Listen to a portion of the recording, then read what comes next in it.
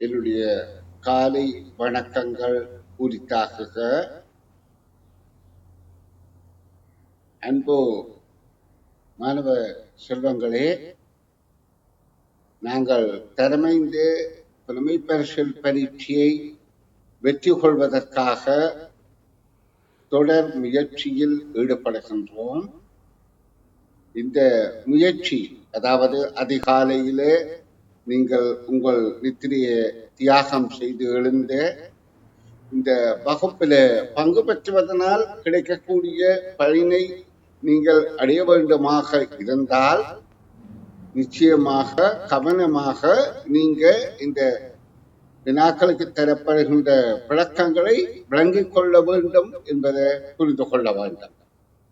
சும்மா பொழுதுபோக்கு எழுந்திருக்காம அனைவரும் கேள்விக்கு நான் கற்பிக்கின்ற விளக்கங்களை அதாவது தெளிவுபட விளங்கிக் கொள்ளுங்கள். நான் தமிழ்ல தான் கதைக்கிறேன். சிலவேளை என்னுடைய பேச்சு மொழி உங்களுக்கு சிக்கலாக இருக்குமாயிருந்தால் கொஞ்சம் கவனமா அவதானிப்பீர்களாக இருந்தால் புரிந்து கொள்ளக்கூடியதாக இருக்கும். அப்ப நான் சரியாக நேரடியாக பயிற்சித்தாள்களுக்குள் நுழைய போகின்றேன். இப்பொழுது முதல்ல உங்களுக்கு இப்ப நான் காண்பிக்க போற பயிற்சித்தாள் என்னால் எதிர்பார்க்கப்படுகின்ற வினாக்களை உள்ளடக்கிய பயிற்சித்தாளாக இருக்க போகின்றது. இந்த பயிற்சித்தாளுக்கு வினாக்களுக்கு நீங்க விடையளிப்பதன் மூலம் எதிர்பார்த்த பரீட்சையிலே ஏதாவது இதே போன்ற அமைப்பிலே பரீட்சைத்தாள் வருகின்ற போது நீங்கள் விடையளிப்பதற்கு இலகுப்படுத்துவதற்காக இந்த முதல் வினாவை பாருங்கோ. கமலன் 3 தினங்களில் ஒரு பட்டம் செய்வார். விமலன் அப்பட்டத்தை 6 தினங்களில் செய்வார். இருவரும் சேர்ந்து அப்பட்டத்தை எத்தனை தினங்களில் செய்வார்கள் என்பது வினா. இப்ப உங்களுக்கு இதுல சொல்லப்பட்ட விடயம் என்னென்றால், கமலன் என்பவர் 3 தினங்கள்ல ஒரு பட்டம் செய்வார். ஒரு பெரிய பட்டம், அழகான பட்டம் செய்கின்றார். அந்த பட்டத்தை செய்வதற்கு கமலனுக்கு 3 தினங்கள் தேவை. விமலன் என்பவர் அப்பட்டத்தை 6 தினங்கள்ல செய்தார். அப்ப இவர் 3 தினத்துல செய்கிறத விமலன் 6 தினங்கள்ல தான் செய்து முடிப்பார் என்றால் இதுல கமலன் விரைவாக செய்கிறார். விமலனை விட 2 மடங்கு விரைவாக செய்கிறார் என்பதை புரிந்து கொள்ளுங்கோ. கமலன் 3 தினம், விமலன் 6 தினம் என்றால் 6 தினம் என்பது மெல்ல மெல்லத்தான் செய்கிறார். 3 தினம் என்பது விரைவாக செய்கிறார்.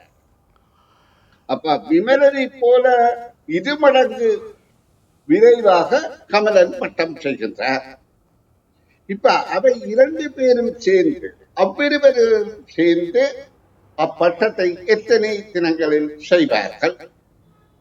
அப்ப இந்த கேள்வியிலே தரப்பட்ட தரவுகளை கொண்டு நீங்க இங்கு தரப்பட்ட விடைகளை அணுகிற போது 3, 2, 1 என்பது எது என்று அடைவதற்கு இலக்கு வழிய நான் உங்களுக்கு சொல்லித்தாரேன். இப்ப வருவ 2 பேரும் சேர்ந்து செய்ய போகிறார்கள்.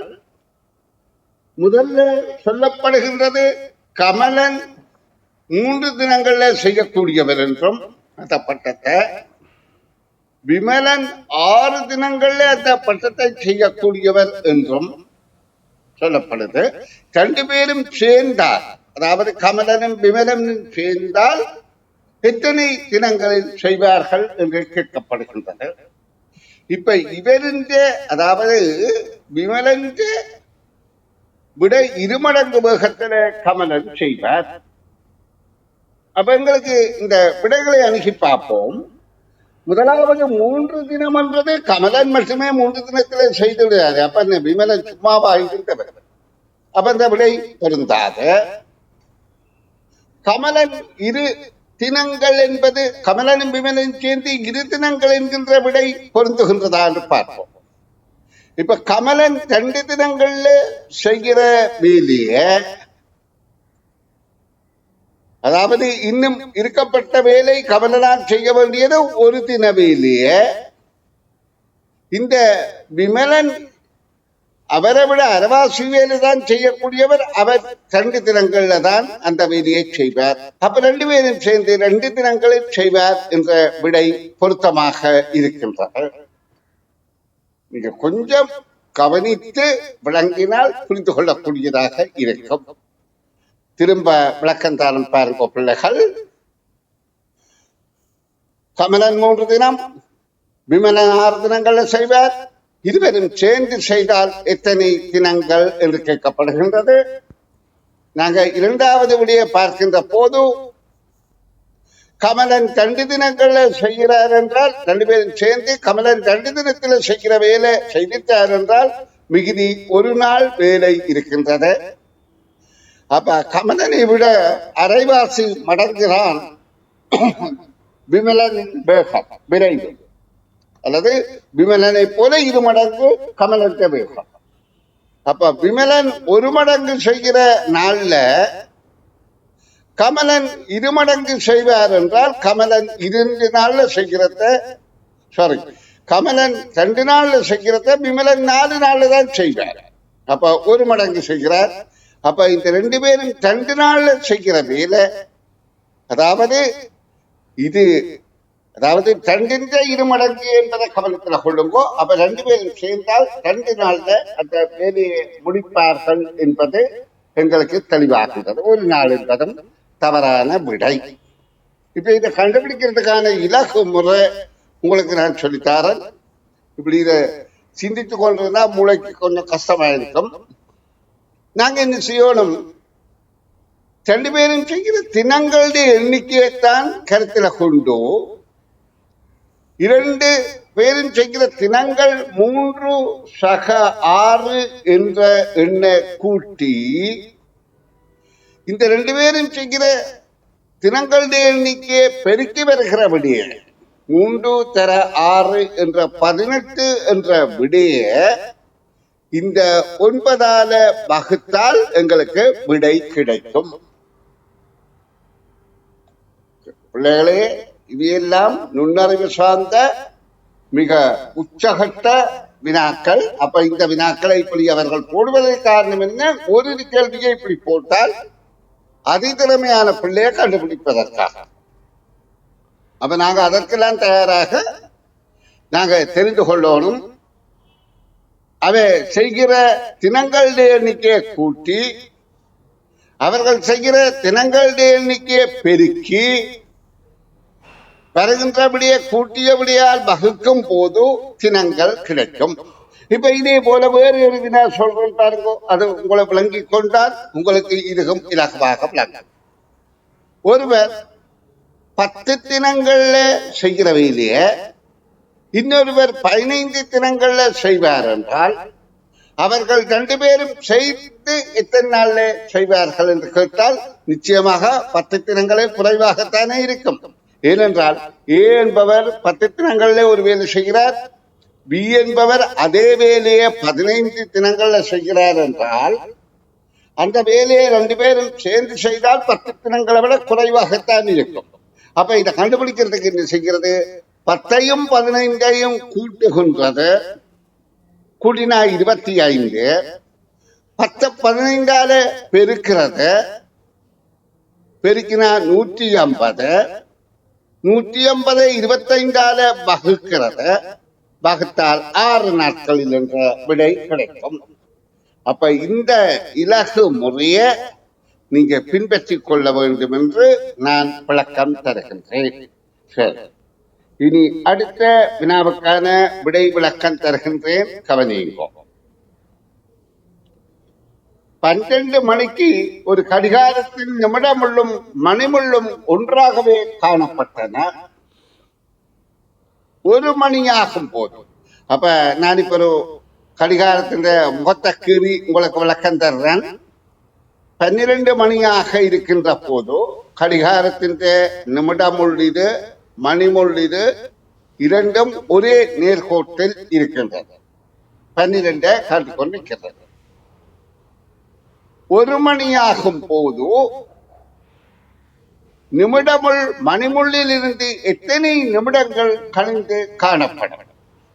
அப்போ 1 மணி ஆகின்ற போது நல்லா கவனிக்கோ. 1 மணி என்றால் மணிமுள் ஒன்றை நோக்கி நிற்கும். நிமிடமுள் 12 நோக்கி நிற்கும். அதாவது 1 மணி ஆகின்ற போது இந்த நிமிடமுள் மணிமுள்ளை விட எவ்வளவு கடந்து காணப்படுகின்றது. கடந்து என்றால் முதல் 12 இருந்த நிமிடமுள் வழியாக ஒரு சுத்தித்தானே இங்க திரும்ப வந்து நிற்குது. இந்த நேரத்துக்கு மணிமுள் 12 ஒரு பாகத்தை கடந்து விட்டது தானே. 12 ஒரு பாகம் என்றால் 5 நிமிடங்கள் பிரதேசத்தை கடந்து நிற்கிறது. அப்ப இது ரெண்டுக்கும் இடையிலான இப்போதைய வித்தியாசம் நல்லா கவனிங்கோ. இந்த 5 இருந்து 12 வரையில உள்ள 55 நிமிடங்கள். அப்ப கேள்விக்கான விடை 55 நிமிடங்கள். இது ஒரு தடவையில புரியவில்லை என்றால் திரும்ப திரும்ப பார்த்து புரிந்து கொள்ளுங்கோ. ஏனென்றால் இவை ஓரளவு உங்களுடைய திறமையை சரியாக ஆய்வு செய்யக்கூடிய வினாக்கள் என்பதை கவனத்தில் கொண்டோம். அடுத்த கேள்வி இதே சார்பானது. 3 மணித்தியாலங்களுக்குள் நிமிடமுள் கடிகார முகத்தை 3 வட்டங்கள் சுற்றி இருக்கும். எங்களுக்கு தெரியும் ஒரு மணித்தியாலத்துல நிமிடமுள் ஒரு வட்டம் சுற்றும் கடிகார முகத்தை. அதாவது 360 பாகு என்று சொல்றது. கால் வட்டம் என்பது செங்கோணம் 90 பாகை. இப்ப இந்த 3 மணித்தியாலத்துல கடிகாரத்தில் இருக்கிற நிமிடமுள் கடிகாரத்த முகத்தை 3 சுற்றி இருக்கும். 3 வட்டங்கள் சுற்றி இருக்கும். அவ்வேளையினுள் மணிமுள் எத்தனை வட்டங்கள் சுற்றி இருக்கும் என்று கேட்கப்படுகின்றன. இப்ப பாருங்க, 3 மணித்தியாலத்துல எதில இருந்து ஆரம்பித்தாலும் 3 மணித்தியாலத்துல ஒரு கடிகாரத்தின் கால் பாகத்தை தான் மணி நகர்ந்திருக்கும். இப்ப நாங்க 12 இருந்து பார்ப்போமே. 12 மணிக்கு மணிமுள் இப்படி நின்றது, 3 மணிக்கு மணிமுள் இங்க நிற்கும். அப்ப கால் வட்டம் நகர்ந்திருக்கும். அப்ப கால் என்பதுதான் கேள்விக்கான விடை ஆகும். இங்க நான் மணிமுள்ள மட்டும்தான் கால் நிமிடமுள்ள அவசியம் இல்லை. ஏன் நிமிடமுள்ள பற்றி இங்க என்ன சொல்லப்பட்டது? நிமிடமுள் 3 மணித்தியாலத்துல 3 வட்டங்கள் சுத்துமங்கள். இப்ப நான் காட்டுறேன் பாருங்கோ. இதுதான் நிமிடமுள் என்று வைத்துக் கொள்ளுங்கோ. இந்த கடிகாரத்துல நிமிடமுள் 3 மணித்தியாலங்கள் வார்த்தைகளை இப்படியாக ஒரு வட்டம் 2 வட்டம் 3 வட்டம் சுற்றி இங்க வந்து நிற்கிறான். இந்த மணிமுள் இங்கே நோக்கி இருக்கும். அப்ப கவனித்துக் கொள்ளுங்கோ. இந்த மணிமுள் நகர்வது கால் வட்டம் என்பது தெளிவானால் ஓகே. சரி பிள்ளைகள், இப்ப நான் இது